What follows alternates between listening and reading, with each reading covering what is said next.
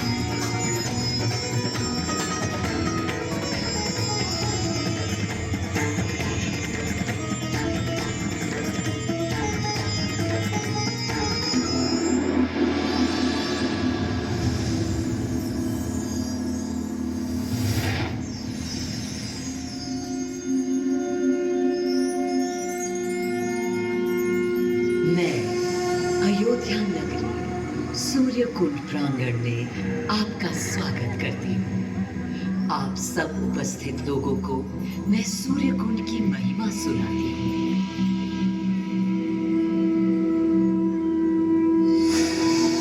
भारत की मिट्टी अनेकों दिव्य आत्माओं की जन्म स्थली है, पर आज मैं आपको कथा सुनाऊंगी भगवान विष्णु के उस अवतार की जिनके अवतरण से मैं पावन हो गई सदा सदा के लिए। माँ कौशल्या की गोद में जन्म लिया मर्यादा पुरुषोत्तम श्री राम ने अधर्म के नाश के लिए, धर्म की विजय के लिए।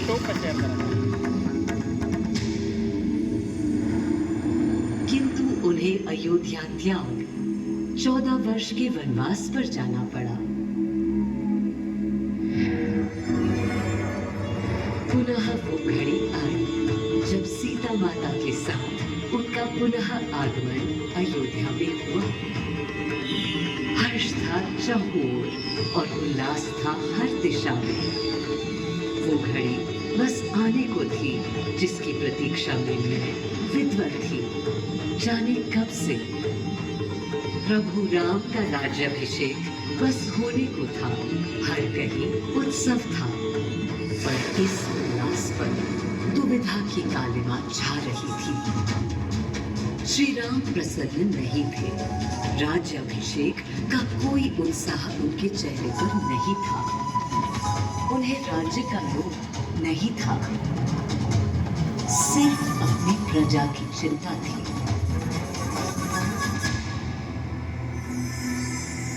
सबके मन में एक ही प्रश्न था, कौन हल कर सकेगा श्री राम की इस दुविधा को, मिटा सकेगा इस अंधकार को, किसके तेज से छट जाएगी ये क्लांति। अरे वही जिसके वंशज हैं श्री राम, जो स्वयं सशरीर धरती पर पधारेंगे श्री राम को राम राज्य समझाने।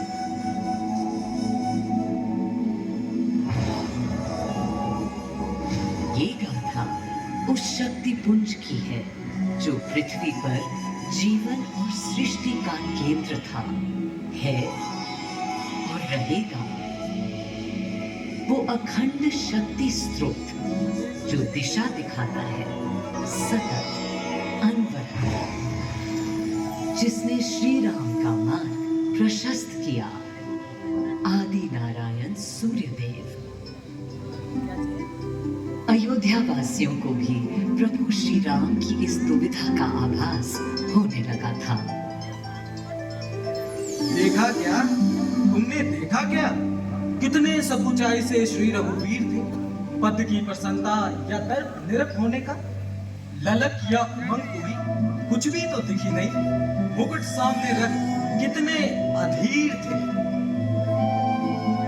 वे तो थे अधीर नहीं, हाँ थोड़े गंभीर थे। सौम्य मुखमंडल पर निर्बलों की पीड़ा थी, दीन हीन असहाय वंचितों का दर्द था। उनके लिए मुकुट अथवा राज सिंहासन वैभव का लोभ नहीं। अब कैसे सुखी दिखे जब तक सुखी सारे लोग नहीं। तब दिशा निर्देशन के लिए श्री राम ने स्वयं सूर्यदेव का स्मरण किया। श्री राम सूर्यदेव का आवाहन करने लगे। शांत मन से उन्होंने अपने पितामह को याद किया। मन असमंजस में था उनका।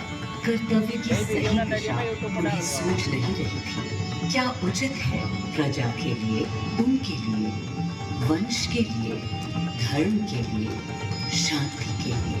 इसी परामर्श के लिए अंतर्मन से उन्होंने सूर्यदेव को पुकारा।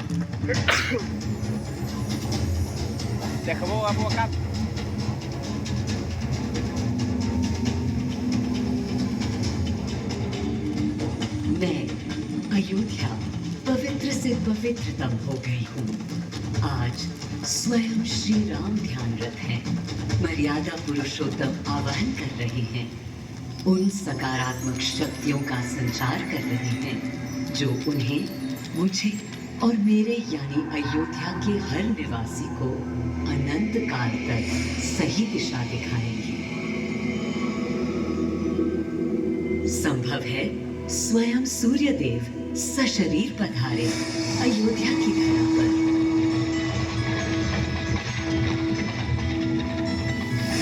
और देखो, श्री सूर्यदेव आने को हैं।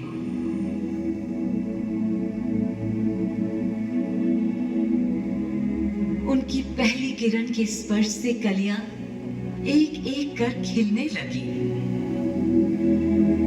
जीवन की कांति हर ओर धीरे धीरे फैलने लगी।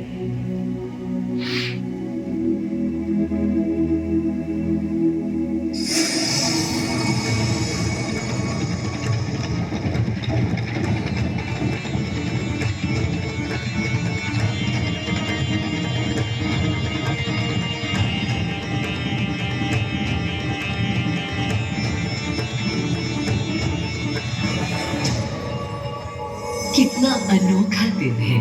स्वयं सशरीर अपने अलौकिक स्वरूप में पधारे हैं श्री सूर्यदेव नारायण, और उनके अधीर मन के संशय मिटाने को।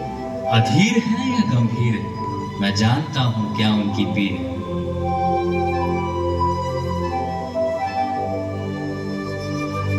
माँ कौशल्या को प्रणाम। कहाँ है राम?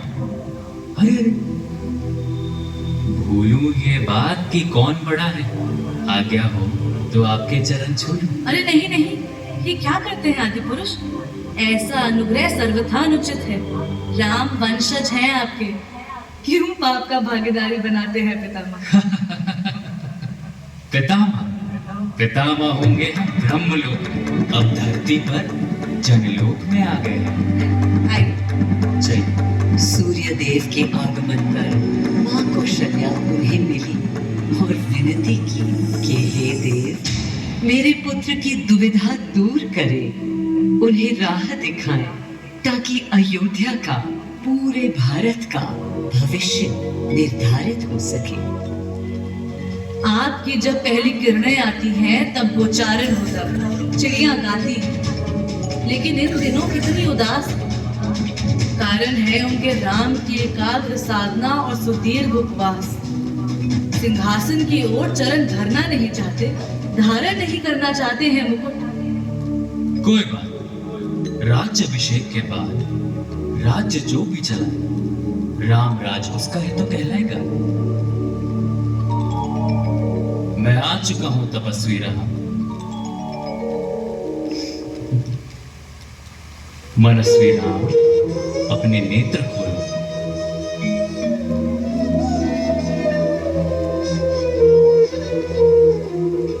प्रणाम पितामह, प्रणाम। प्रणाम मेरे राम, प्रणाम। पितामह, राम राज्य क्या है? राम स्वयं पूछ रहे हैं कि राम राज्य क्या है। पुनर्ता नया प्रश्न है। अभी तो आप कह रहे थे जो भी मैं कह चलाएगा। रहा था कि राम राज्य में राम के लिए भी विधान होंगे। आदिदेव, कुछ अनुमान तो मुझे है, लेकिन अब आप बताइए क्या विधान है।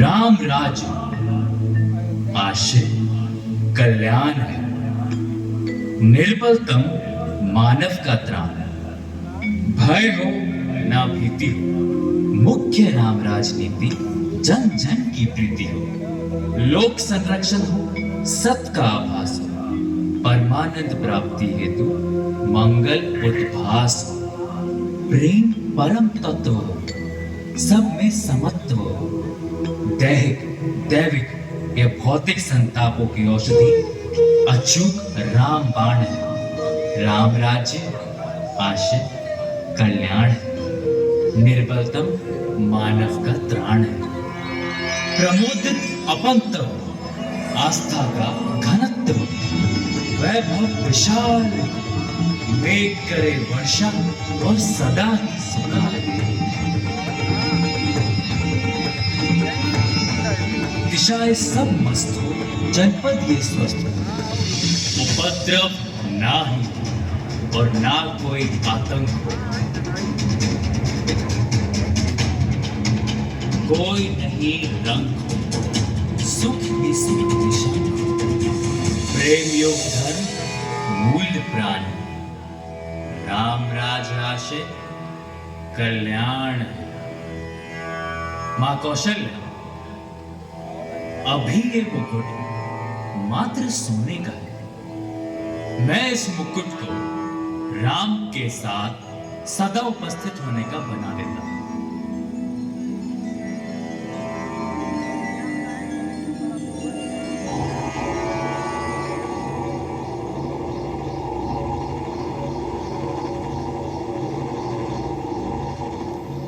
स्वयं सूर्य देव ने मेरी यानी अयोध्या की धरती पर श्री राम को राम राज्य का वर्णन सुनाया, उसका आधार रखा और उनके मुकुट को अपनी रश्मियों से आशीर्वाद दिया। श्री राम के नेतृत्व में हर ओर खुशहाली, प्रेम, शांति और संयम फैला। हर ओर रोशनी, प्रकाश और जीवन का संगीत गूंजने लगा। राम राज्य का पथ दर्शाकर चल दिए सूर्यदेव पुनः अपने लोक, ताकि अनंत काल तक अयोध्या ही नहीं पूरा विश्व उस शक्ति का संचार अनुभव कर सके। हर दिशा खिल उठी श्री राम के राम राज्य से। सूर्यदेव के स्पर्श से पावन हुई मेरी धरती, पर जहां उनका रथ रुका था वहां स्वयं यह कुंड बन गया। समय बदला, मेरा और इस कुंड का स्वरूप भी बदलता गया। स्कंद पुराण के अनुसार यह स्थल घोषार्क तीर्थ के नाम से भी जाना जाता है।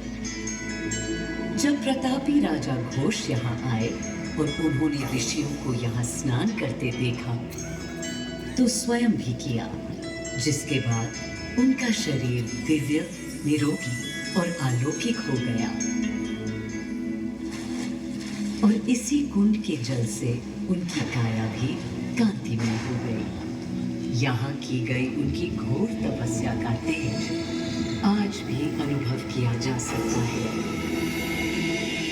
दिन बीते, साल बीते और फिर अनेकों सदियों के बाद राजा दर्शन से यहाँ आए। यही तपस्या करने के बाद उन्होंने यहाँ सूर्य मंदिर, कुंड और चारों ओर घाट का निर्माण कराया, जिससे यहाँ की प्रजा भी इस अलौकिक कुंड का लाभ उठा सके।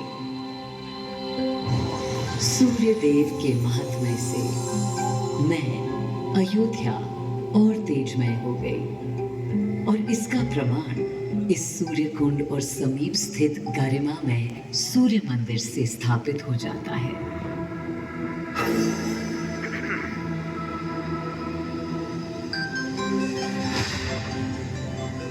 मैं अयोध्या इस हर्ष से भूली नहीं समाती कि मेरी ही धरती पर राम राज्य की आधारशिला रखी गई। आज भी अयोध्या एकता, आस्था और शांति के लिए उदाहरण बनी हुई है।